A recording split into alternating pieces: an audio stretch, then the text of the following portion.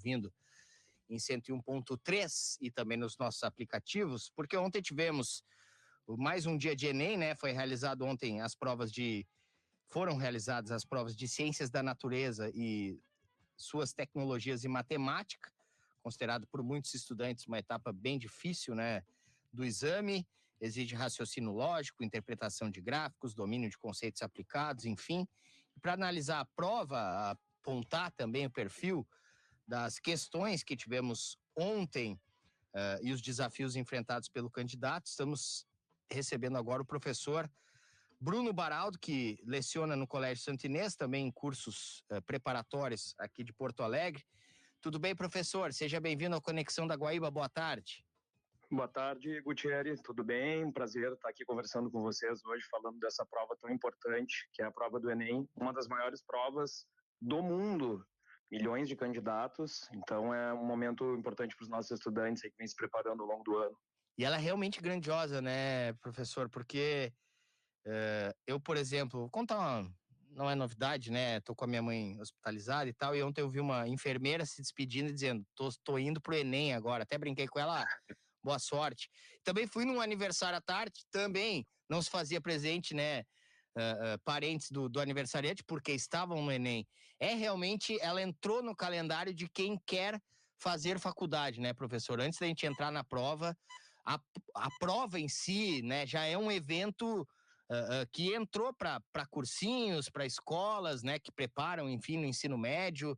Isso já é meio ponto vencido, assim, todo mundo já entendeu o funcionamento e já se presta também seus estudos ao Enem, né, professor? Exatamente. O Enem, Gutierrez, já está na nossa lei desde o ano de 1996, com a Lei de Diretrizes e Bases. Uhum. Então são aí 30 anos, né? E ele começa a ser aplicado em 1998.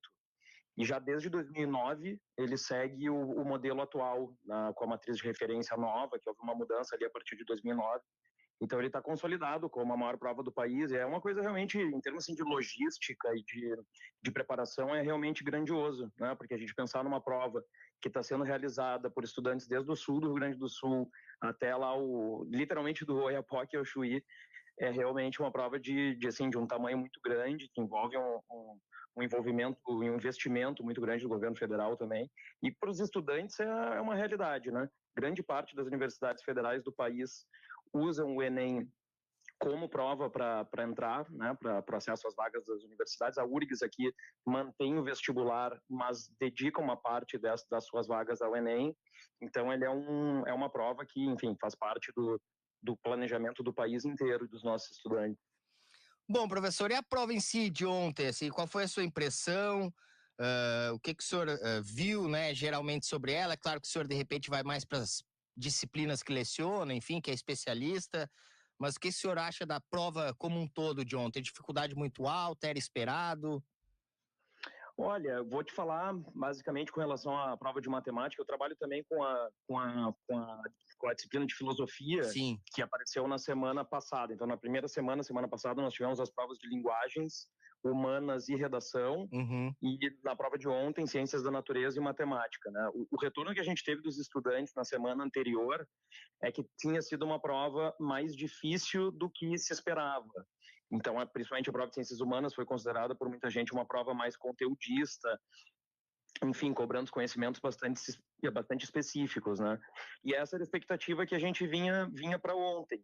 Mas é claro que o que eu vou te dizer agora é tudo com base numa impressão ainda muito recente. Claro. A gente ainda não tem gabaritos, né? O MEC, por exemplo, ainda não divulgou. A informação que a gente tem é que os gabaritos vão ser divulgados na quinta-feira.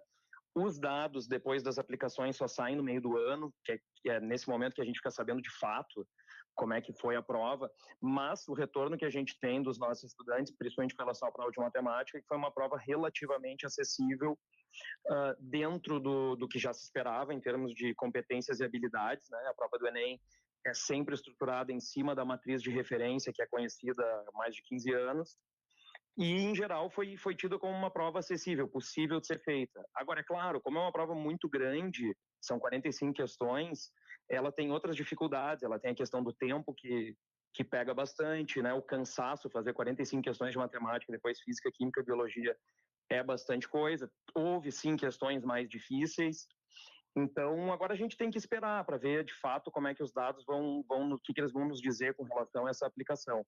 Mas a impressão que eu tenho, eu resolvi a prova agora, hoje, final da manhã, início da tarde, a impressão que eu tenho é que os nossos estudantes estavam bem preparados, né? A gente trabalhou todos os principais tópicos, praticamente não tivemos surpresas na prova de matemática, então o nosso saldo até o momento é bastante positivo, estamos bem felizes assim, com a prova que apareceu. Eu acho que a gente estava dentro do esperado que foi trabalhado ao longo do ano. Professor, e até o senhor citou da semana passada, a de ontem, por exemplo, o senhor considera mais conteudista, assim, interpretativa ou equilibrada entre os dois? Eu diria que os dois. A prova do Enem se estrutura com base em o que eles chamam de 5 eixos cognitivos, né, que vem desde dominar as linguagens, a compreensão de fenômenos, enfrentar situações, problema. Então, é uma prova tipicamente bastante interpretativa, né? Especialmente na prova de matemática, por exemplo. Isso é uma diferença para os vestibulares mais tradicionais, como o vestibular da Universidade Federal, que tende a ser um pouco mais conteudista, a cobrar informações mais pontuais, né? A prova do Enem tem bastante essa característica de imaginar o que um estudante precisa dominar para o exercício da cidadania, né? Então, a prova do Enem está, nesse sentido, ligado à Constituição de 1988, né? Tem a Constituição de 88, a Lei de Diretrizes e Bases de 96, e o conceito central, digamos, é o conceito de cidadania. Então, mais do que saber conteúdos decorados, o que se espera do estudante é que ele tenha capacidade de desenvolver raciocínio, argumentação, enfrentar problemas contextualizados, né? Então, em geral, a prova vai por esse lado. Agora, é claro, como ela é uma prova também, além de avaliar o ensino médio, ela é uma prova que serve para classificar os alunos, ela também vai trazer questões mais conteudistas, um pouco mais difíceis para selecionar, né? Cursos como a medicina, por exemplo, são cursos que têm muitos candidatos por vaga, então é normal que apareçam questões também mais difíceis. Na prova de matemática de ontem tem 2 questões que estão sendo bastante debatidas aí nas redes sociais. Uma delas que falava da famigerada função tangente. Não sei se tu já ouviu falar, Gutierrez, na função tangente. Muitos alunos não conheciam a função tangente, ela nunca tinha aparecido na prova do Enem, e pela primeira vez em mais de 2 décadas houve uma questão sobre a função tangente. Então, vai ter uma questão mais difícil, a questão de logaritmo também, tem alguma polêmica acontecendo nesse momento entre pessoas que consideram que as respostas podem ter sido mais de uma, né? Tem alguns sites que estão dizendo que a letra correta seria a letra A e outros a letra D, então já mostra que é uma questão que se está dando polêmica entre professores, então de alguma maneira tem que ser uma questão mais difícil. Então acho que sim, acho que foi uma prova equilibrada, assim, em questões mais interpretativas, com cálculos mais básicos e também algumas questões mais difíceis, questões de probabilidade, enfim, de conteúdos que são um pouquinho mais aprofundados. Professor, eu queria agora lhe fazer uma pergunta mais no sentido assim da curiosidade do fazer de vocês mesmo, que preparam, né, estudantes para esse tipo de prova. Como é que faz, assim, não causa uma certa ansiedade conseguir abranger tudo que pode cair, mas também não exagerar onde de repente não vai cair na prova? É uma questão de estudar padrões durante todos os anos? Como é que faz para estabelecer? Eu sei que existem, claro, currículos, né, estabelecidos pelo MEC e tudo mais, mas a gente está falando, no fim, de conhecimento sobre tudo, praticamente. Como é que faz para preparar um aluno assim dentro daqueles conteúdos que realmente devem ou podem cair? No caso da prova do Enem, especificamente, a gente tem uma base na matriz de referência, Uhum. né, que é uma matriz fornecida pelo MEC, que é o conjunto de competências e habilidades que são cobradas em todas as provas. Não é só na prova de matemática, né? Todas as provas têm a sua matriz de referência. No caso da prova de matemática, são 7 competências divididas em 30 habilidades. E Uhum. todos os anos, ao longo do ano, o MEC divulga a análise da prova do ano anterior, que são os chamados microdados. Então, o nosso trabalho é muito em cima, sim, da análise das provas anteriores, né, dos exames anteriores. E ali a gente vai procurando enxergar os nossos padrões, né? Enfim, quais são as habilidades, que as habilidades costumam cobrar, quais são os tipos de questões mais frequentes. Claro que a gente está falando aqui de um escopo de literalmente milhares de questões, né? Pois Porque é. o Enem tem 2 aplicações por ano, vai haver a segunda aplicação em breve. Então, se a gente pensar em matemática, são 90 questões por ano, vezes quase 30 anos. faz a conta aí, é muita coisa. Então é um desafio bastante grande, porque a preparação, especialmente no pré-vestibular, era uma preparação de poucos meses, ela vai de março a novembro, e nesse período nós, professores, damos a nossa vida diariamente para poder mostrar para os alunos quais são as coisas que têm mais probabilidade de cair. Mas é impossível prever tudo, né? Todo ano vai ter ali aquela coisa que ninguém imaginava, aquelas questões que nós não imaginávamos. Mas o que a gente diz para os alunos é que o mais importante é nós desenvolvermos as ferramentas, especialmente na matemática, né? Se eu desenvolvo as ferramentas adequadas de raciocínio, de compreensão, de interpretação, de argumentação, eu consigo, de repente, me virar em questões que podem, por exemplo, cobrar, enfim, conteúdos que eu nunca tenha visto antes. Professor, antes da gente entrar mais na matemática, que eu queria voltar com o senhor ali, até por uma questão assim, aí não precisa, obviamente, né, colocar o seu conhecimento específico, não estou lhe cobrando isso jamais. Mas das outras disciplinas, o que o senhor ouviu de colegas ou dos próprios alunos, o que é que eles acharam? Olha, o que eu vou te dizer agora é com base, assim, em impressões, né? Sim, sim.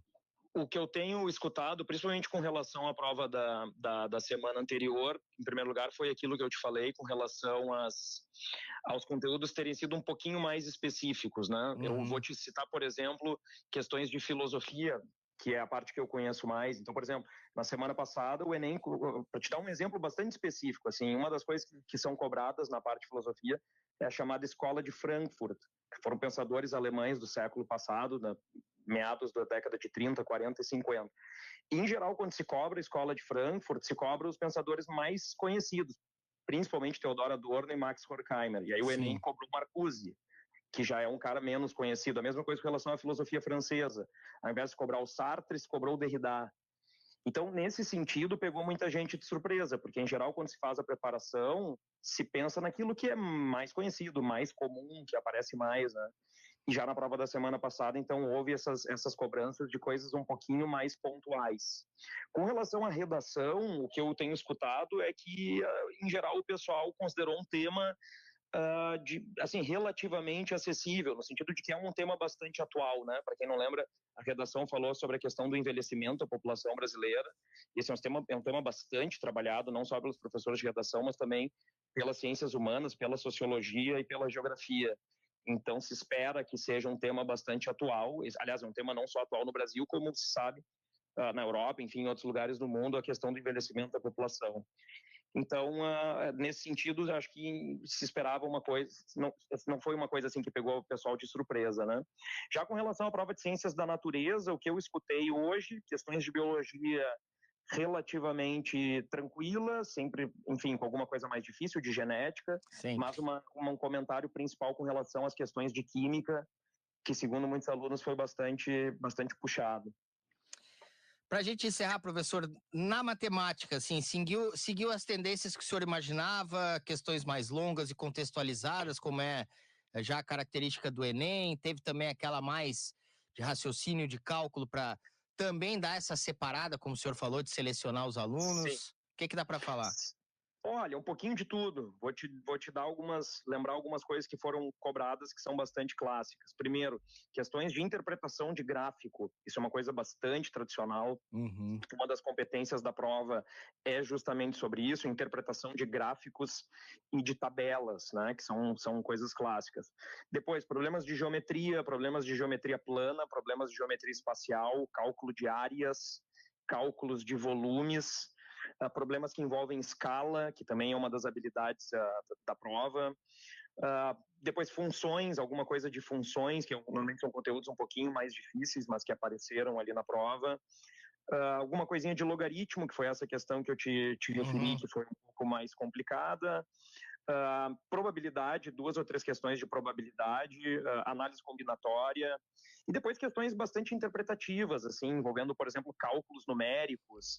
É uma empresa que produz um certo produto e quer ter uma certa quantidade de lucro, ou se não, parcelamentos de uma compra que pode ser parcelada de um ou outro modo, envolvendo matemática financeira. Então, sim, posso te garantir que foram questões bastante dentro do histórico do Enem, dentro das habilidades que nós costumamos trabalhar, e que, portanto, acho que foram, para aqueles alunos, evidentemente, que têm um estudo mais frequente, mais aprofundado, acho que era uma prova que estava relativamente acessível. Professor, esses tempos, até para encerrar agora, a gente recebeu um especialista em educação portuguesa, ele falou muito sobre avaliação, né, que a avaliação nossa no mundo e no Brasil também, ela era muito técnica de decorar e acabava separando os alunos, né, e não juntando eles pelos conhecimentos e não avaliando eles cada um na sua capacidade.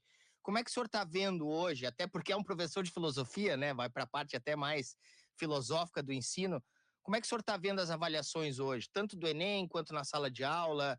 É mais correto, a gente está mais contemporâneo nessa coisa de sair um pouco da decoreba, assim, daquele conteúdo que tem que saber uma data de algo, por exemplo, em história, ao invés de saber o que foi feito na época, sem precisar mais ou menos a data. Como é que o senhor está vendo hoje a cobrança, a avaliação do ensino no Brasil? Boa pergunta, Gutierrez. Eu acho que, bom, o debate sobre avaliação é feito há décadas, né, nas universidades e nas escolas em geral. Eu acredito que o Enem, o fato de o Enem ter se tornado a prova principal contribuiu para que as avaliações fossem, nas últimas 2 décadas principalmente, fossem se tornando mais no sentido de medir habilidades e medir competências e menos no sentido da decoreba e daquela avaliação assim, estritamente conteudista e técnica. Sim. Que dominou, digamos assim, as avaliações no Brasil durante décadas, né? Se nós formos falar com nossos pais ou nossos avós, por exemplo, o meu pai foi professor de pré-vestibular em Porto Alegre durante muitos anos, desde a década de 60, e às vezes eu pego os materiais dele aqui que eu tenho guardados, dos anos 60, dos anos 70, e a gente vê um tipo de avaliação bastante diferente, muito mais tecnicista ou conteudista. O fato do Enem ter entrado como uma prova principal, as mudanças que aconteceram também nos documentos oficiais da educação brasileira, por exemplo, a BNCC, enfim, as mudanças que ocorreram na lei, são no sentido de uma avaliação menos conteudista e mais ampla, mais holística, talvez se pudesse dizer, mais focada na capacidade de raciocínio, de compreensão, e não tanto na simples memorização. Isso não quer dizer que não é importante a memorização em certos momentos, isso não quer dizer que as técnicas não são importantes, elas são importantes também. Os conteúdos são importantes, não é possível falar em competências e habilidades sem falar em conteúdos, é preciso conteúdo, mas é preciso que seja um conteúdo que tenha algum sentido, que tenha alguma utilidade, que tenha algum viés prático, né? Então, eu diria que sim, estamos hoje em dia vivemos mais nesse ambiente de uma avaliação mais complexificada e menos tecnicista. Perfeito.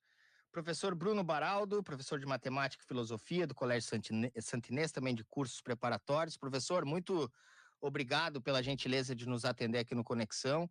Muito bom o papo, inclusive, a gente poderia falar mais sobre a prova, enfim, sobre a educação, mas de antemão já uma boa semana para o senhor e bom trabalho.